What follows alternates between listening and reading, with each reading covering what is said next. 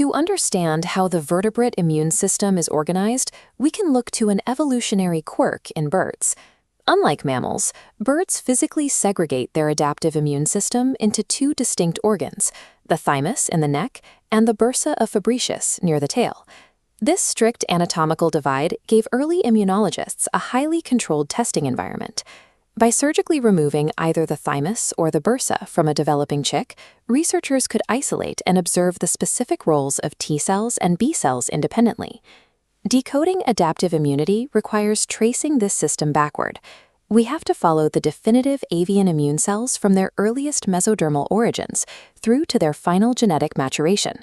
This map traces the biological roadmap of the avian embryo, starting at embryonic incubation day 2.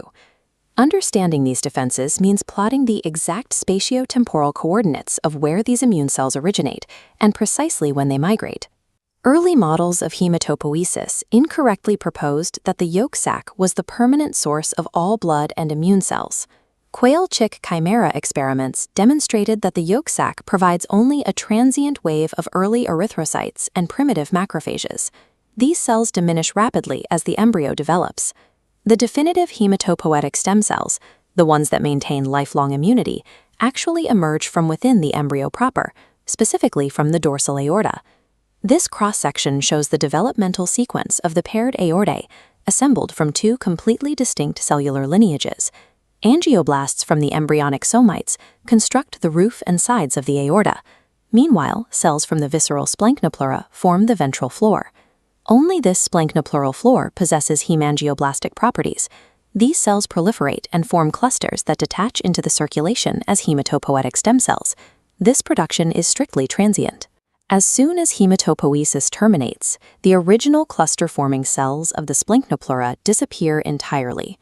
Somatic cells then migrate downward, completely replacing the spent aortic floor. Hematopoiesis is a localized, rapidly shifting developmental window on the aortic floor, opening and closing in a matter of days. This diagram illustrates the migration routes of those newly formed progenitor cells. From the para-aortic region, the first wave targets the thymus. The thymus does not accept cells continuously. Colonization occurs in 3 strictly regulated waves at embryonic days 6, 12, and 18. Between these waves are refractory periods where the thymic epithelium becomes unreceptive and entry is blocked. Constructing this specific environment requires signaling interactions between all 3 germ layers. Ectoderm forms the connective tissue, endoderm builds the epithelial stroma, and immigrating mesoderm provides the hematopoietic component. It is this immigrating mesoderm that delivers the actual T-cell progenitors into the thymic cortex. Once inside, the progenitors initiate T-cell receptor differentiation. The sequence begins with the expression of gamma-delta receptors, appearing first around embryonic day 12. About 3 days later, the alpha-beta T-cell lineages emerge, expanding rapidly to become the predominant thymocyte population. While the discrete gated waves of entry are unique to birds, the internal progression of T-cell maturation mirrors mammalian biology almost exactly, establishing the chicken as a highly robust analog for T-cell research. While T cells mature in the thymus, B cells rely on their own exclusive primary organ, the bursa of Fabricius. These microscopy panels show the first mandatory step in bursal colonization.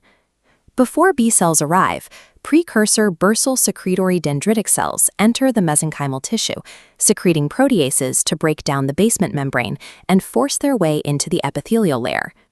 This invasion by dendritic cells forces local epithelial cells to proliferate, causing the tissue to buckle and fold inward, creating structural pockets called follicle buds. The resulting architecture is a specialized transitory environment known as dendroepithelial tissue. This sequence is strictly chronological. Pre-B cells cannot settle in the bursa until this architecture is constructed. Only after the dendritic cells have engineered the follicle buds do pre-B cells migrate from the bloodstream into these pockets to undergo maturation. Disrupting this exact stromal interaction proves its necessity. If the embryo is exposed to testosterone, the mesenchymal layer thickens, blocking the dendritic cells. Without them, follicle buds never form, and B-cell differentiation halts. B-cell maturation relies entirely on this active prior architectural engineering of the bursa by dendritic cells. Inside these follicles, avian pre-B cells face a genetic limitation that mammals do not.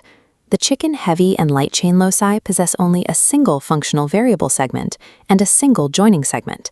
They lack the primary combinatorial diversity that drives the mammalian immune response. To compensate, birds execute an evolutionary workaround entirely contained within the bursal follicles, called somatic gene conversion. First, B cells rearrange their single functional variable gene with their joining segment. Next, blocks of genetic code from upstream pseudogenes are duplicated and physically inserted directly into the functional segment. This operates as a continuous loop of gene conversion, iteratively overriding with new sequence variations. Through this targeted mutation process, a single functional gene can be diversified to generate up to 100 billion distinct antibody molecules. By utilizing a highly specialized genetic mechanism executed strictly within the bursa, birds successfully match the immense scale of mammalian immune diversity. The avian immune system operates as a sequence of localized, transient developmental windows. It relies on the shifting endothelial floor of the aorta for its stem cells, the time-gated checkpoints of the thymus for T-cell maturation, and the dendritic engineered follicles of the bursa to build a functioning B-cell repertoire. This strict anatomical segregation between cellular and humoral immunity proved highly valuable to biological research. By allowing researchers to selectively ablate one system, removing the bursa or the thymus, while leaving the other completely intact, the chicken embryo provided the empirical proof that underpins modern immunology. This fully illuminated schematic traces the complete architectural history of an immune system in development. By physically isolating the components of adaptive immunity into separate organs, the avian model gave science the structural blueprint needed to understand how all vertebrate defense systems are built.